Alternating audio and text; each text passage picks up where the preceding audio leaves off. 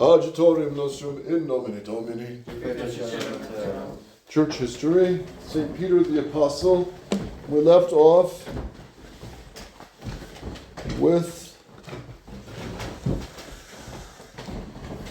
St. Peter growing up as a boy, and then he meets our Lord. He comes to follow him after the miraculous catch of fish. And we continue. Another test of faith must have been his master's attitude towards the high priests and their associates, who, sitting on the chair of Moses, have been held up to Simon's awed veneration, A-W-E-D, awed veneration, since his early childhood. True, the Lord acknowledged their spiritual position and commanded his disciples to follow their teachings, but not their example. Do what they say, but don't do as they do. If they teach according to the commandments and the law of God, listen to it and obey it. But don't do as they do, because they were scandalous. Kind of very similar to today. If they teach the faith, good, but don't follow the bad example. Yet the tone of accusation with which our Lord faced them was in striking contrast to his love for humanity in general. It was even more stern and uncompromising, if possible, than the one in which St. John the Baptizer had addressed them. He seemed to regard the ruling classes of Jerusalem as his implacable enemies. If Simon was not aware of this when he left his boat in his nets on the beach, if he had not fully grasped it during their first journey to Jerusalem, he must have gotten more than a good inkling of it when they went up to the holy city for the second time, probably for the feast of Purim, P-U-R-I-M, in the spring. Jesus proclaimed his deity in unmistakable terms and announced that he was to be the sole judge of mankind. No one could reject him without rejecting the Father. A dictum which put the stigma of implicit atheism upon all unbelief and heresy. The Jews therefore wanted all the more to kill him for the reason that he did not only broke the Sabbath, but also called God his own Father, making himself equal to God. St. John chapter 5, verse 18. So the Jews understood clearly what our Lord was saying. And that's why in John chapter 10, they picked up stones to hurl at him, to kill him, because, why? Because they understood that he is saying he was the Son of God, that he meant that he was God. Well, Arius would say, see, they saw him as the creature of God. But our Lord's language was very clear. He was the Son of God. One with the Father. One. Ego et pater unum sumus. We are one in substance. In substance. And that was very clear to the Jews. The language of the Hebrew language was very clear when our Lord was making the point. And they understood correctly. And our Lord didn't correct himself and say, wait, well, you misunderstood. The Father is the ultimate God, but I'm just his son that was created many, many years later. Yes. And something interesting is that as Christ himself spoke very clearly that he was saying that the Father and I are one, the Jews spoke clearly back to our Lord saying that basically we stone you because you being a man make yourself God. Yes. So they clearly understood. And they answered. Yeah, I don't know how Arius got around that one. Arius the heretic, I don't know how. But, with their deadly distinctions and ambiguities. As time went on, it became evident that this hatred emanated from two definite groups, the Pharisees and the Sadducees, acting in spite of ideological differences under some single direction that had long arms, sharp eyes, and powerful resources. So Pharisees, who were they? Our Lord really rails into them.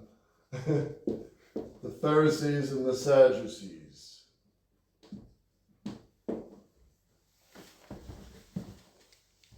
The Pharisees were a secret society, Sheber, of some 6,000 members whose original good purpose to promote a strict observance of the traditional Jewish law had degenerated into a purely formalistic and external orthodoxy. So they were the ones who imposed on everybody the 630 precepts, all man-made.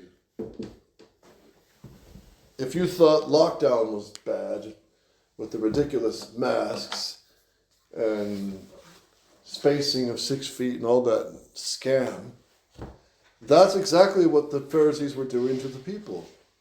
Laying on them all these unnecessary extra rules, which made religion burdensome. Such as, can anyone name one of these? Washing your hands 7 times. You had to wash your hands 7 times before you ate. That would drive anybody crazy. No, it's only 3 times. So, that would drive anyone crazy. So that was one of the precepts of the Pharisees. Although even in the time of Christ they included such earnest and spiritual persons as Nicodemus, Joseph of Arimathea, and Saul of Tarsus. Saul would be who? Take Saul. Are you finished yet? Joseph of Arimathea was a Pharisee, and Nicodemus was a Pharisee. So they were all members of this. Right? And Nicodemus, he would come out only after Christ was crucified. And same with Joseph of Arimathea, because the pressure was there. The pressure was very great. And what did even Nicodemus, he wanted to meet our Lord, but how did he arrange it? In secret? And at night. At night, in the dark, yeah. And our Lord, of course, was open to meet him. They had become notorious, on the whole, for neglecting the essence of justice and charity, while priding themselves on maintaining a so-called correct attitude before the world, performing an unimportant ritual duties such as tithing food, and associating only with the so-called best people. So tithing food was another one of their, you tithe mint, our Lord said, and cumin. You know, they added extra taxes for the temple on herbs. That's not even the essential of food. So they really made a burden on the people, a huge burden. Thus the term Pharisaism, which included a far larger group who were influenced by the fraternity and imitated its members, had become almost synonymous with snobbery, hypocrisy, and crafty oppression of the poor. They were especially powerful in the small towns and the provinces. Many of the rabbis despised them. Then the Sadducees, who were these? They were more influential in Jerusalem, had no such definite organization.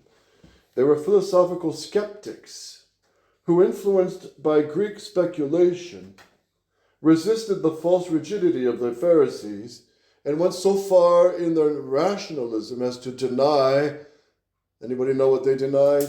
The resurrection of the dead? Yes. As to deny the resurrection from the dead and the life of the soul after death. Because these were really kind of like atheistic skeptics, the Sadducees. In general, they defended free will against the traditional determinism of the Pharisees. And on such subjects, the two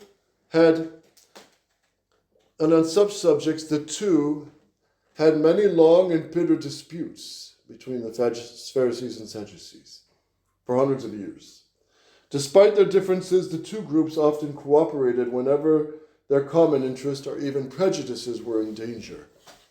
Thus, the Sadducees, when in office, would conform outwardly to the dogmas and rituals of the Pharisees, who in principle at least stood for the ideals of decent Jewish public opinion, while in private, double hypocrites as they were, they continued to mock and ridicule them.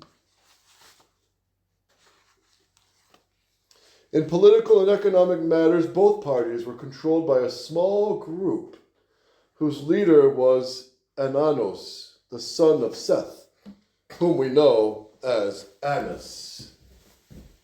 So Annas, he kind of directed both to his own strange ends and purpose. So you kind of get a Freemasonic lodge here with levels and Yeah, a dialectic It's like communism. materialism. the higher up, the higher degrees of Freemasonry directing the lower degrees. And yes, you could say the whole political world is a theater. The whole theater run by the powers of the synagogue of Satan at the top. So Annas was a calculating, capable, avaricious Sadducee who had been appointed high priest through the influence of Quirinius about the time when Jesus, at the age of 12, was disputing with the doctors of the law in the temple. And the boy Messiah may even then have looked upon the man who would be his most subtle and implacable enemy.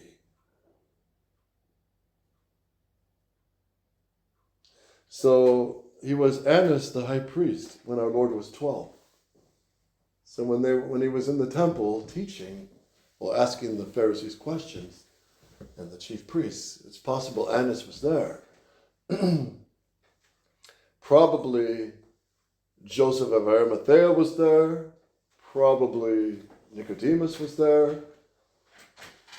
And the one that taught St. Paul, who was actually a good guy. What's his name again? I forgot his name. Gamaliel, yes. Gamaliel, who taught St. Paul. Yeah, he was probably there too. And another one might have been there in that crowd also. Saints...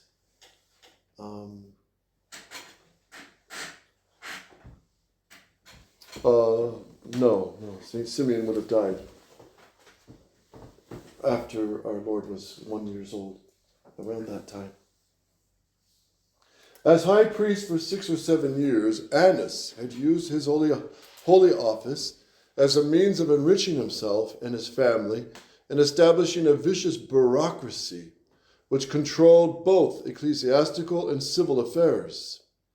They bribed and corrupted judges, intimidated the Sanhedrin, and levied tolls on every Jewish family.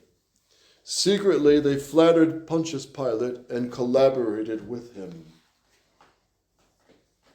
So you have quite a dark network of power here. So not much new, is there? Annas was followed in office by 5 of his sons in succession, then by a grandson, and finally by his son-in-law, which would be who? Caiaphas. On all the occasions when Jesus preached in Jerusalem, Caiaphas was still high priest, or Abet Din, while Annas bore the title of Nazi, or prince, and was president of the Sanhedrin, and still directed from behind the scenes the whole venal machine he had built up. Near the top of this pyramid, as a bureaucratic aristocracy oppressing the whole Jewish people, were his family and several others allied to it by marriage or by interest. So today it's the Rockefellers and Bilderbergs and all that. It's the same just different names. They themselves are high priests, their sons treasurers, complained a rabbi, while their servants beat the people with sticks. That's quoted by some Jewish author, Edersheim.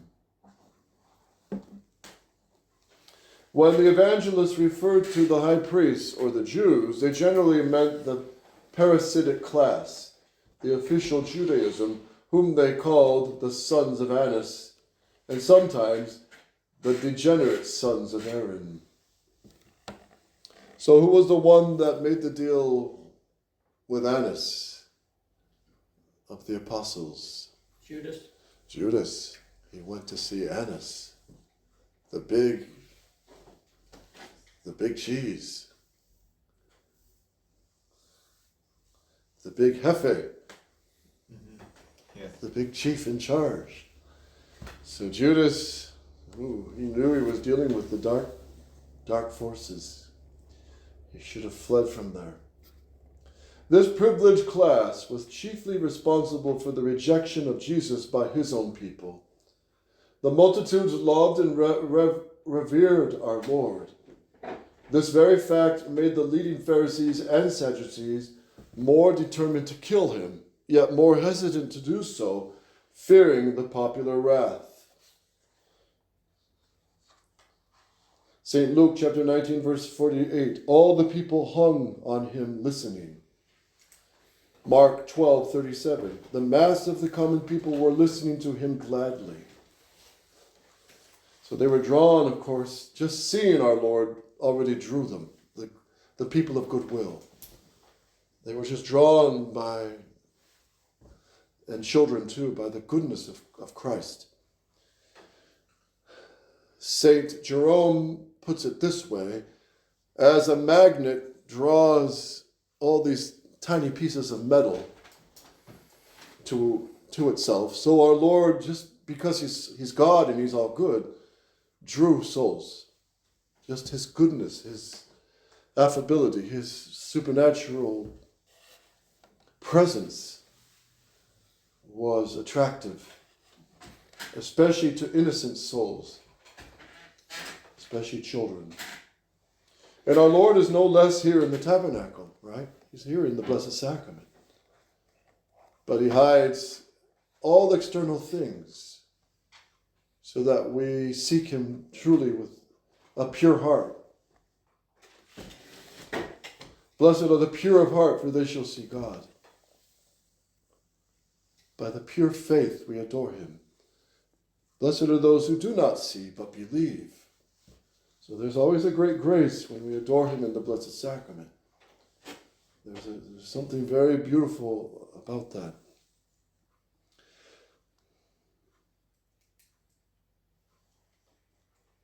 The people had good reason to hate these men who had made themselves wealthy through their control of all the temple traffic and negotiations. Every Jew, remember, had to pay annually as temple tribute a half shekel of the sanctuary in silver, under pain of distraint of goods. So, they were taxed heavy, and it was just awful. You know how you drive into Chicago? When you come in from Green Bay, you start hitting toll booth after toll, after toll, after toll. They toll every penny out of you by the time you get to Chicago. As the chosen people were dispersed throughout the civilized world, they came to Palestine at great sacrifice, bringing with them naturally the coins of all nations, Persian, Syrian, Greek, Roman, Tyrian, so all this money. To change these into shekels and half shekels, professional money changers had their stalls set up in every country town from the 15th to the 25th of Adar, A-D-A-R, a feast. Then, as the pilgrims moved up to Jerusalem, the bankers went also to lay out their tables in the temple, probably on the porch of Solomon. The annual temple tribute amounted to some hundreds of thousands of dollars in our currency, on which the money changers made a profit of 1 ma'ah, M-A-A-H, for every half shekel, that is, from 10.5% to 12%. So they're charging interest in all this. So miserable. And they haven't changed a bit, have they? In addition to this charge, the foreign Jews from abroad had to exchange their currency for money with which to pay their expenses at Jerusalem. And the money experts took a percentage of each transaction. They also handled for consideration the huge offerings which foreign Jews, pious and generous, sent up to the temple from time to time. They may have conducted other banking enterprises as well. So, not much has changed. When people went to the temple to sacrifice, they bought not only the animal to be offered, but a meat and drink offering at prices fixed by tariff every month, receiving 4 counterfoils of tokens with which to get the complement of sacrifice. There were 4 shops on the Mount of Olives where pigeons and animals were sold, each being examined and approved by a commissar of Mumchen, literally one approved, who received a fee for his services. Those who wished to avoid this trouble could purchase bird or beast at the temple market, which was probably in the court of the Gentiles. That's part of the temple, the court of the Gentiles. Their animals were sold after inspection at a single price, including all fees. This desecration weighed most heavily upon the devout Jewish poor, who were mercilessly overcharged. On one occasion, the temple market hucksters ran the price of 2 pigeons up to the outrageous sum of a Roman gold denar, until Simon, a grandson of the great Hillel, interfered and brought it down to 1/4 of a silver denar. On every one of these various shady transactions, some profit went to Annas and his relatives. Evidently, they were the real owners of the temple market, for the rabbinical writings call it, quote, the bazaars of the sons of Annas.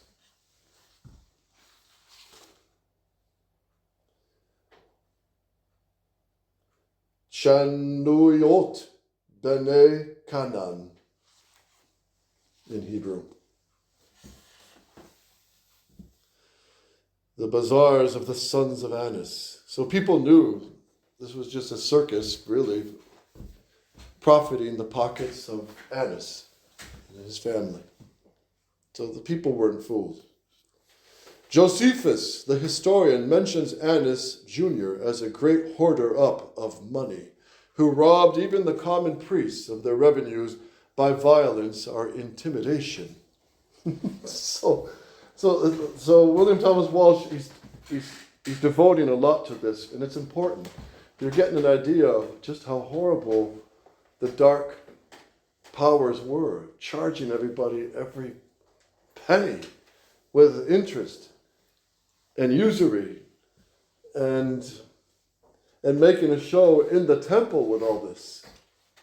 So these money masters were exceedingly unpopular. The later Talmud reflects the fact by contemptuously imputing to them a special sin of whispering, which apparently means hissing like vipers, and tells of a curse put upon them by a noted rabbi of Jerusalem, Abba Shaul, in St. Luke chapter 20, verse 7. Anybody have the scriptures available?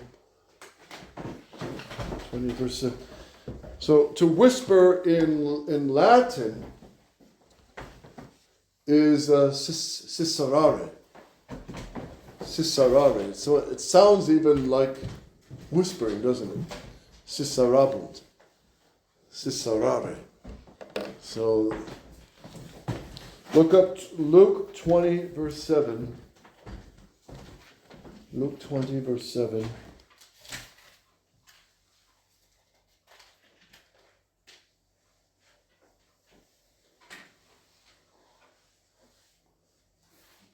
Luke chapter 20. Verse 7. And they answered that they knew not whence it was.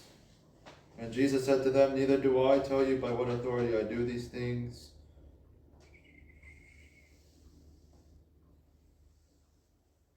It doesn't mention here any. Just finish the verse. Oh, that was the verse. That was it. Okay. The hard-working and long-suffering Jewish people spoke their names with muttered imprecations. In fact, about 3 years before the fall of the city, they finally rose up against them in wrath and destroyed the temple market. Too late, alas, to avert the doom already incurred. No wonder that John the Baptizer had greeted some of their spies with, "You breed of vipers, who warned you to flee from the coming wrath?" Luke 3:7. So the coming wrath would be not only their judgment at death, but also what? In the year 70. Destruction. The destruction of the temple. No wonder that the Son of Man, when he scourged the money changers and profiteers from the temple market, cried that they had made his Father's house a den of thieves. No wonder that the sons of Annas winced when they heard of his preaching. Woe to you who are rich, for you have received your consolation. St. Luke 6:24.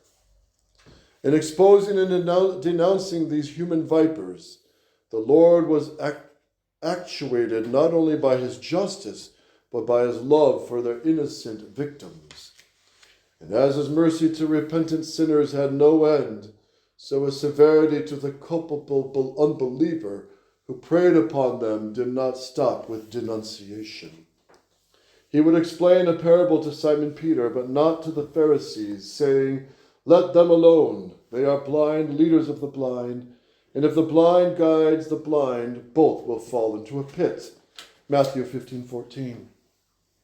And we can make the comparison of the Pharisees in control to the conciliar church. They used to do this against the traditional Catholics. Oh, you're just stuck on externals like the Pharisees. You want Latin Mass, you want incense, you want... But no, we just want the faith of tradition. But the real Pharisees, imposing on the whole church and punishing tradition, are these, that's the new Pharisees. It's the Vatican II clergy. The Modernists who persecute tradition. And if you get a kind-hearted bishop who has some sympathy for tradition, then he'll mercifully allow the indult and put it at an odd time in the afternoon. So the comparison is very applicable to today. And same with all the corruption. Also the immoral corruption. Because when the lady is caught in adultery and they want to stone her, what does our Lord say?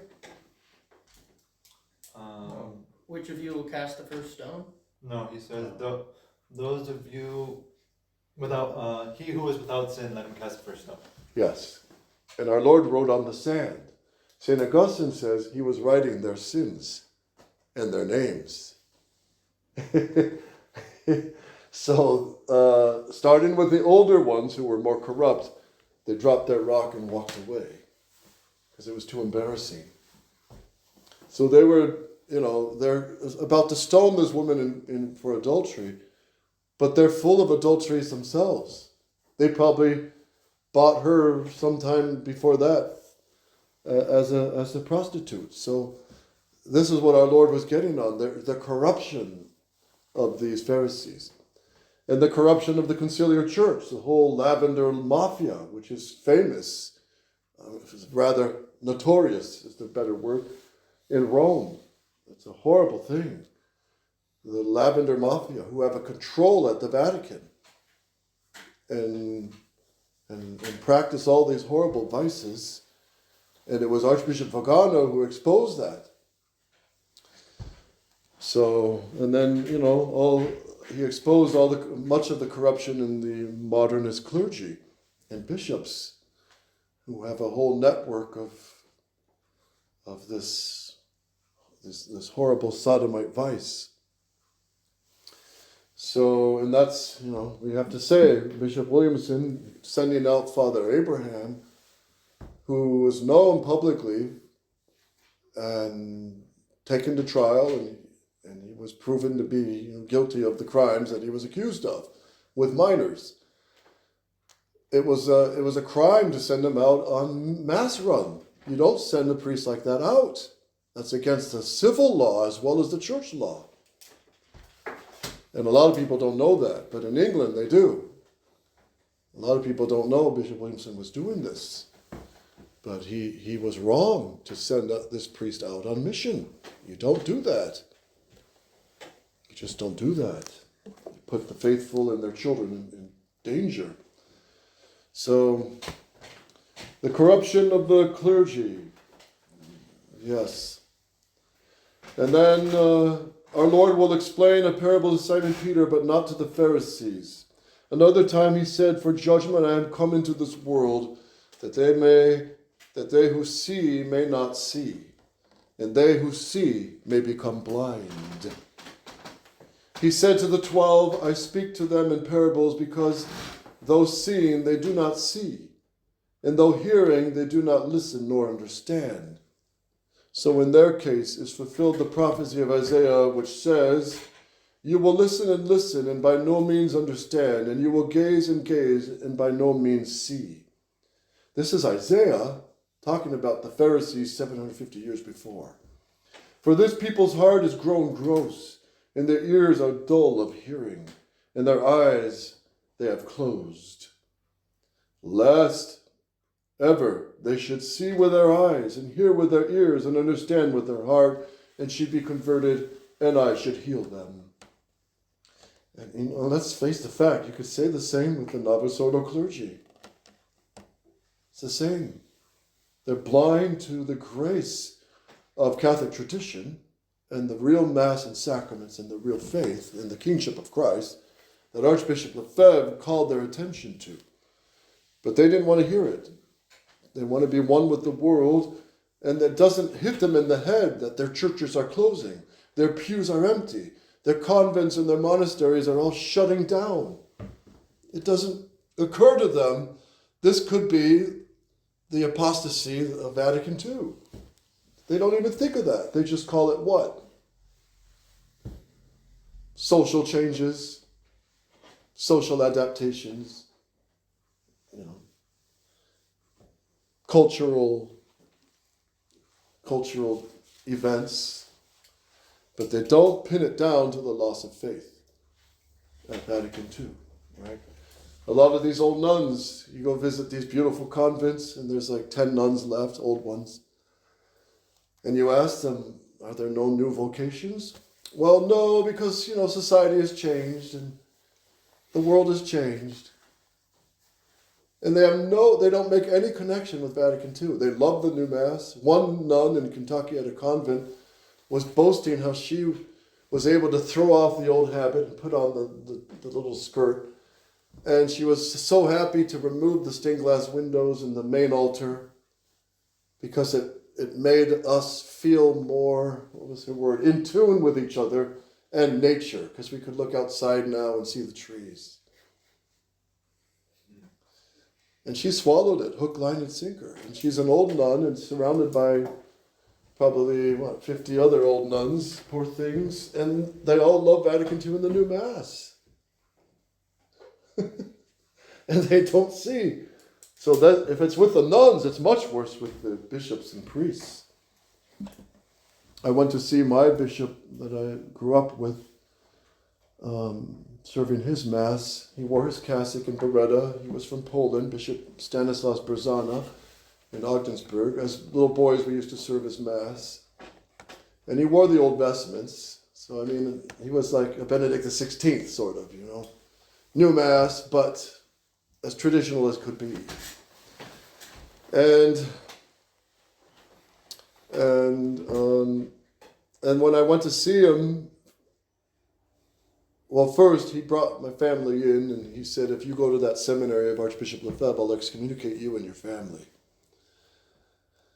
And so, of course, I went to the Society Seminary, thank God. and Father Williamson was there at the time. And then I went back to visit him because I heard he had a heart attack. I went to visit him and I left him the book of Open Letter to Confused Catholics, which is a very good book. People are forgetting the power of that book. Even the society is forgetting the importance of that book. Open Letter to Confused Catholic. It needs to be reread because it still applies. So I left him that book and he invited me to lunch. I was just a young priest then, or a seminarian maybe. And I started talking to him about Vatican II, and he says, well, I was there.